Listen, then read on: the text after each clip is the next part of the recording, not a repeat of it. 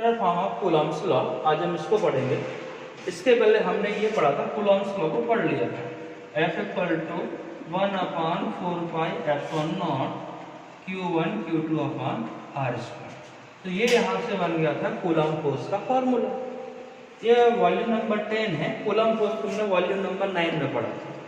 जो कि force vector quantity होती है, और जब वेक्टर क्वांटिटी होती है तो वेक्टर के साथ में क्या होता है, magnitude plus direction. Vector quantity में होता है मैग्नीट्यूड प्लस डायरेक्शन। तो ये तो हो गया पूरा मैग्नीट्यूड, ये हमने मैग्नीट्यूड की बात कर ली। तो कूलॉम फोर्स में क्या चाहिए, डायरेक्शन चाहिए। तो हम अब इसको विदाउट डायरेक्शन ही कूलॉम्स लॉ कंप्लीट नहीं होगा, क्योंकि फोर्स को हमेशा वेक्टर फॉर्म में ही लिखा जाता है। तो हम इसके बारे में ही पढ़ लेते हैं अभी।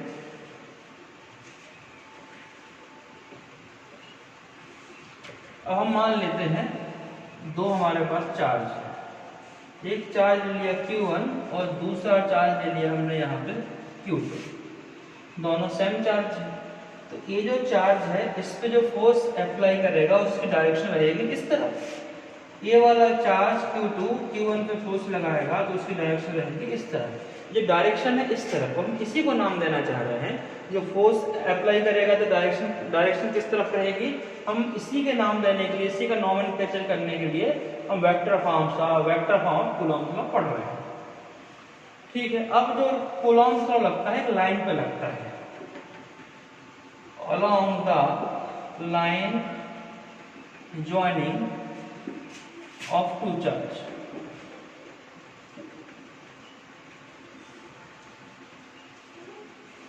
तो जो दो चार्ज के बीच जो लाइन ज्वाइन होती है उस पे ही कूलॉम्स लॉ लगता है। Linear force. अब मान लेते हैं जो फोर्स को जो नोमेनक्लेचर करते हैं उसमें एक बात याद रखनी होती है, फोर्स में पहले आता है ऑन और बाद में आता है फ्रॉम। ऑन और फ्रॉम क्या है, सबसे पहले अगर हम इस फोर्स की बात करें तो ये फोर्स किस पर अप्लाई हो रहा है, तो भैया Q1 पे अप्लाई हो रहा है। इस फोर्स का नाम क्या होगा, F1। किस पे अप्लाई हो रहा है, Q1।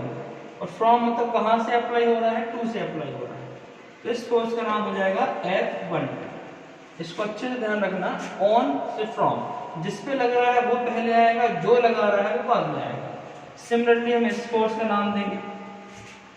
2 पे कौन लगा, फोर्स किस पे लगा रहा है, 2 पे लगा रहा है। कौन लगा रहा है, 1 लगा रहा है। तो इस फोर्स का नाम हो जाएगा F21। इन दोनों के जो बीच की डिस्टेंस है वो कितनी आएगी, 2-1 डायरेक्शन। क्यों आएगी, क्योंकि जो डिस्टेंस होती है वो चलती है 2 से फ्रॉम। तो पहले आता है 2, तो ये फोर्स लग रहा है किस पे, जैसे अगर हम F12 की बात करें, यहाँ से अगर हम F12 की बात कर लेते हैं तो यहाँ F12 की डिस्टेंस कितनी आएगी, R12। अगर हम F21 की बात कर रहे हैं तो डिस्टेंस आएगी V21। अगर 1-2 तो डिस्टेंस ही 1-2 लेना है, और 2-1 तो डिस्टेंस ही 1-2। मतलब अगर 2-1 है तो फोर्स अगर 2-1 है तो हम जो पोजीशन वेक्टर है इसका तो उसको हम लेंगे यहाँ से 2-1, इस सेम लेके चलेंगे। इसको पढ़ने का तरीका क्या है, 2 से फ्रॉम। अगर मैंने 2-1 लिखा है तो 2 से फ्रॉम, कहां से लग रहा है, 2 से लग रहा है, 1 पे लग रहा है, इस टाइप से। तो हम बात कर लेते हैं फोर्स की। तो कूलॉम फोर्स रहेगा F equal to 1/4πε0 Q1 Q2 upon R square. अगर मैं फोर्स की बात कर लूं 1-2, ये तो होगा खाली मैग्नीट्यूड। अब इसमें डायरेक्शन चाहिए, और डायरेक्शन बताने का काम कौन करता है, तो वेक्टर के अंदर एक चीज होती है यूनिट वेक्टर। यूनिट वेक्टर, इसका काम होता है डायरेक्शन बताना। जैसे ये लिख दिया R के, तो इसका मतलब क्या होता है, vector of R, full vector of R पढ़ते हैं इसको, और नीचे मॉडुलस ऑफ R। जैसे ये क्या होता है, यूनिट वेक्टर, इसकी वैल्यू 1 होती है। इसका काम सिर्फ डायरेक्शन बताना होता है कि ये किस डायरेक्शन में है। अगर यहाँ 1-2 लिया है तो हम क्या लेंगे, इधर 1-2, और ये हमेशा रहेगा वेक्टर मॉडुलस में, क्योंकि ये पूरी वैल्यू कैसी है, मैग्नीट्यूड है। मॉडुलस में एक स्क्वायर क्वांटिटी होती है। फिर यहाँ हमें डायरेक्शन देना है, डायरेक्शन कितनी हो जाएगी, R12 पहले बता देते हैं यूनिट वेक्टर के फॉर्म में। एक फॉर्म ये हो गया कूलॉम्स लॉ वेक्टर फॉर्म, ये हमने किस में लगाया 1 2 में लगाया। अगर हम इसको 2 1 में अप्लाई करें कितना हो जाएगा 1/4πε0, सेम रहेगा बस ये सिंबल चेंज होंगे, Q1 Q2 upon R21 vector का मॉडुलस का स्क्वायर एंड R21 वेक्टर का कैप, ये रहेगा इस टाइप से। अब अगर इसको हम यूनिट वेक्टर को इस फॉर्म में लिखें तो क्या बनेगा फॉर्मेट इसका, हम इसको यही देख लेते हैं। इस 2 1 को यहाँ 1 2 को यहाँ से हटाना तो क्या आ जाएगा 1 2 की जगह R12 का वेक्टर नीचे R12 का मॉडुलस, तो ये 2 की पावर और 1 की पावर तो यहाँ कितना हो जाएगा 3 हो जाएगा इसमें। तो जो आगे क्वांटिटी निकल के आएगी ये आएगी 1/4πε0 Q1 Q2 अपॉन में R12 का Q और यहाँ पर R12 का फुल वेक्टर ऑफ R12। ठीक है, तो ये रहेगा 1 2 के लिए, और ये सिमिलरली हम 2 1 के लिए फाइंड कर लेते हैं, डायरेक्ट लिखते हैं, यहाँ 3 करते हैं, यहाँ पे 2 1 पे 3 हो जाएगा। तो ये हो गया vector form of Coulomb's law two charge for two charge. अब इसी चीज को हम पढ़ेंगे कोऑर्डिनेट सिस्टम में।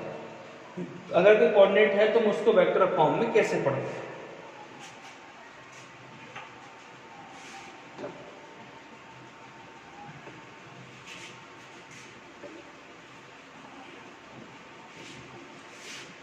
अब मान लेते हैं कि कोऑर्डिनेट सिस्टम है, एक चार्ज यहाँ पर है, यहाँ पर प्लेस्ड है, सेकंड चार्ज यहाँ पर प्लेस्ड है।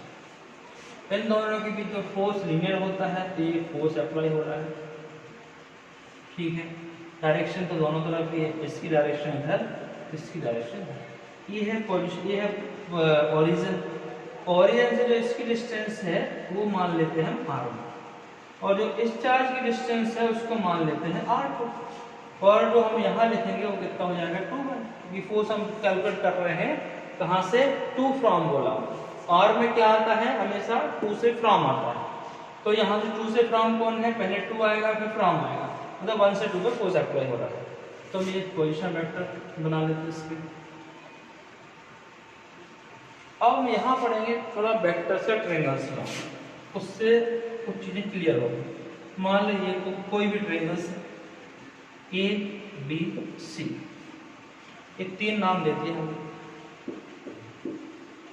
अगर मुझे ए से सी पर जाना है, we have to go A to C, ये डायरेक्शन लगा के, तो जाने के 2 तरीके होंगे। पहले तो ए से सी डायरेक्ट जाओ, शॉर्टकट तरीका, डिस्प्लेसमेंट वेक्टर क्या रहेगा। अगला तरीका क्या है, ए से बी पर जाओ, फिर बी पे चाय पानी करो, उसके बाद बी से सी पे निकल जाओ। ए से बी पे गए, फिर निकल गए बी से सी पे। जो ए सी वेक्टर है उसको क्या लिख दिया हमने, vector of C. E B vector है उसको क्या लिखा हमने, वेक्टर ऑफ ए, और बी सी को लिखा वेक्टर ऑफ बी।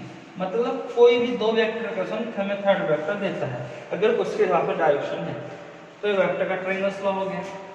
अब अगर हम यहाँ लगाते हैं, मान लो हम यहाँ से O से Q1 Q2 इस डायरेक्शन जा रहे हैं, अगर मैं R1 गया उसके बाद कहाँ चला गया भाई,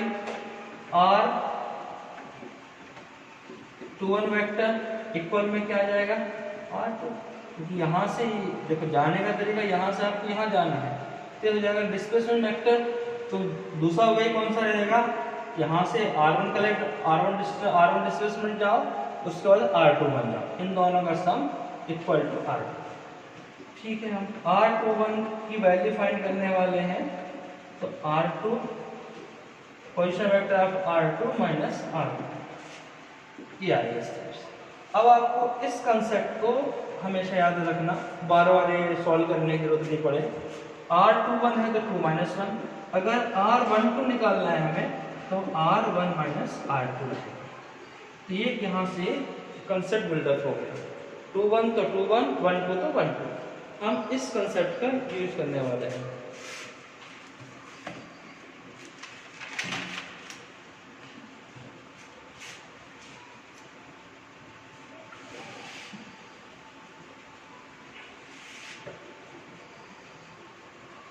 हम जिस फोर्स की बात कर रहे थे, मान लो F12 कूलॉम फोर्स है, कितना था 1/4πε0।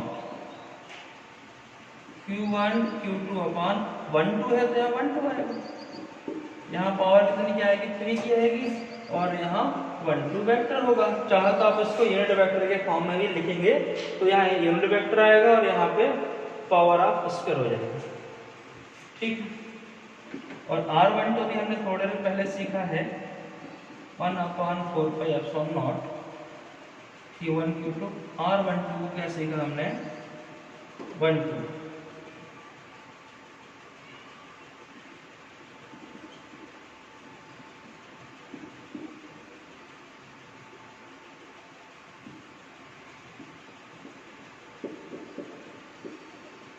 ये इसका वेक्टर है। तो ये हो जाएगा फोर्स ऑफ 12 मीन्स 12 में ऑन टू फ्रॉम कि ऑन 1 पे लग रहा है 2 के थ्रू, यहाँ पे फोर्स अप्लाई हो रहा है 1 से लग रहा है, यहाँ पे 2 के थ्रू फोर्स लग रहा है। ठीक है, सिमिलरली हम इसको लिखेंगे F21 1/4πε0 Q1 Q2 21 है तो R2 माइनस R1 का होल मॉडुलस 3 और यहाँ पर R2 माइनस R1 का वेक्टर ऐसा लिखते हैं। ठीक है, तो ये पढ़ लिया हमने vector form of Coulomb's law, दोनों कंडीशन में सिंपल दो चार्ज रखे हुए हैं और किसी पोजीशन वेक्टर के फॉर्म में। हम इसके बाद में पढ़ने वाले हैं superposition principle of superposition of forces. उसको हम नेक्स्ट वीडियो में देखेंगे, वीडियो नंबर वॉल्यूम नंबर 11 में देखेंगे।